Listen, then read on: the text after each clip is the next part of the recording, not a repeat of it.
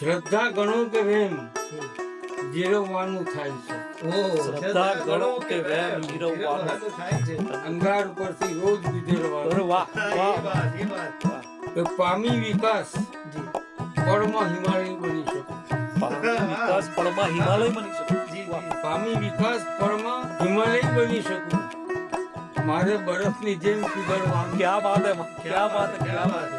ઓહો, આ તો નવું જાણવા મળ્યું કે વડોદરાના કવિનો શેર એ સમયમાં ઇંગ્લેન્ડમાં પ્રકાશિત થઈ. બહુ મોટી વાત. ચીનુભાઈ એક બ્રહ્મ વાક્ય મને કહ્યું હતું. ચીનુભાઈને એટલી ખબર પડી ગઈ હતી.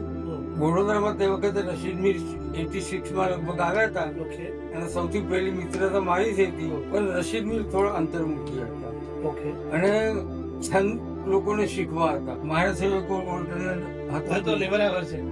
અને બીજી વસ્તુ કે મારી બેંકમાં નોકરી હતી. જી સર.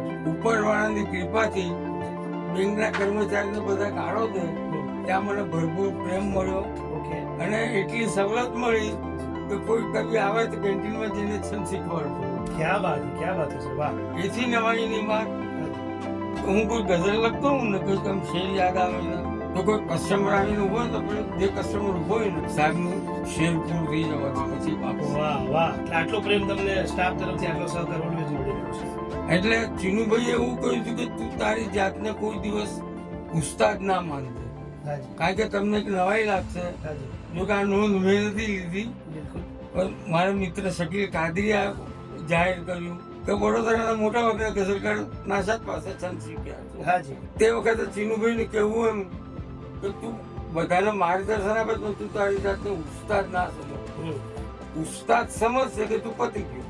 ઉપરવાળાની કૃપા છે કે મને મારાથી સિનિયર ગઝલકારનો મને ભરપૂર પ્રેમ મળ્યો છે. વાહ. ઇવન તમને નવાઈ લાગશે કે રશીદ મીરને પીએચડી કરવી હતી ને તો મોરબી સિતાંશુભાઈને મળવા જવાનું. હાજી રશીદ મીર કે તું આવતો હોય તો હું જાઉં. બરાબર છે. મારી તો હિંમત હા નથી. હા 100%. એટલે સિતાંશુભાઈ જેવાથી લઈ એના ગાઈડ લવકુમાર પાસે પણ, બાકી લવકુમાર સાથે મારા સંબંધ કેમ સારા કે હું એમના પિતા પાસે ભણ્યો હતો. બરાબર છે. એટલે કનેક્શન આમ ક્યાંક ને ક્યાંક જોડાઈને રહ્યા. હાજી લગભગ 83 માં જમિયત પંડ્યાનો અમૃત મહોત્સવ હતો. ઓકે ત્યાં પાલીતાણા જવાનું હતું. હાજી જમીયત પંડ્યા જીગર. જીગર એમની પાસે હું છંદ શીખ્યો. વાહ. એ પાલીતાણામાં 3 દિવસનો મુકામ રહ્યો જી અને એ દિવસો એ 3 દિવસો ભરપૂર આનંદ લીધો છે. કારણ કે કિસ્મત કુરેશી, મુકબિલ કુરેશી, નાઝિર દેખૈયા, મૂળશંકર ત્રિવેદી પૂજક, દિલેર બાબુ, મનહર ગોહિલ અને તે સમયમાં બહુ લોકપ્રિય બરબાદ જુનાગઢી. જુનાગઢી. યસ બિલકુલ જી. લોકપ્રિયતા કોને કહેવાય ભલે એનું ગુજરાત નથી હોતું પણ બરબાદ જુનાગઢી જો ગઝલનું પઠન કરીને જાય તરન્નુમમાં પછી ના આવેલા ગઝલકારોના ફાંફા છૂટે.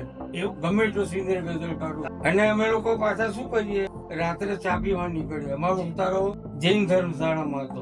તો નાઝિર દેખૈયા, હિંમત ખાટસુરિયા, ઓકે આ બધા સાથે બહુ આનંદ લીધો. જી એ વખતે આમ જોવા જઈએ ને તો મોટા મુશાયરામાં મારું પહેલું પઠન હતું. વાહ. એટલે થોડું અને પાછું બીજું કે આપણી આજુબાજુમાં કિસ્મત કુરેશી, નાઝિર દેખૈયા આટલી મોટી હસ્તીઓ જી જી એટલે હું તો વાંચ્યું દાદ મળે તો ઊંચું જો બાકી પઠન કરી ગયો. પણ આપણે સંતોષ એક વાતનો થયો કે કિસ્મત કુરેશીએ મુકબિલને કહ્યું કે આમનું એડ્રેસ લઈએ તો ભવિષ્યમાં કામ લાગે. વાહ સાહેબ બસ અહીંયાથી વાહ. આ બહુ મોટી વાત છે. અને ત્યાં મને મૂળશંકર ત્રિવેદી પૂજક સાથે મારો તો વડીલ મિત્ર કહેવાય. જ્યાં પણ કોઈ પ્રોગ્રામ હોય ને આવવાનું થાય ને એ મારી રાહ જોઈને બેઠા.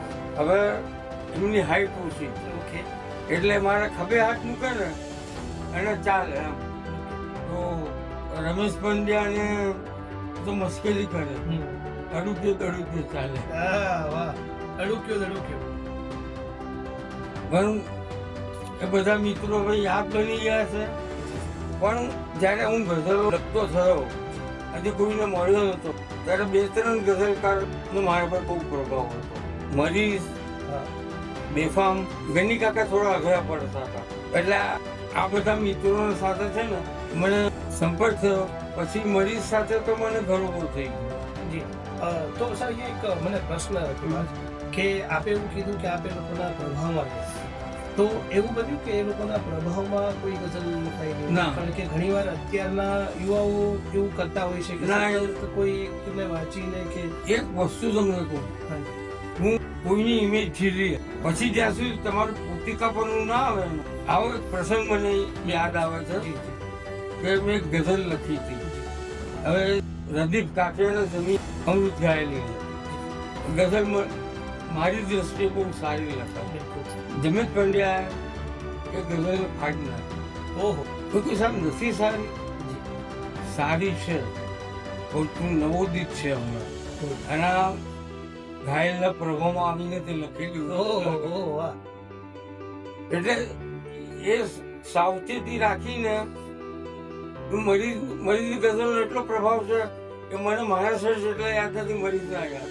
તો સાહેબ એકાદ એવી ગઝલ કે જે એ સમયમાં આપને જે શરૂઆતના સમયમાં હોય અને જે આપણને એવું લાગતું હોય કે આ ગઝલે મેં શરૂઆતમાં મને આ ગઝલો વધારે પ્રિય હતી, અથવા શરૂઆતની કોઈ એકાદ ગઝલના?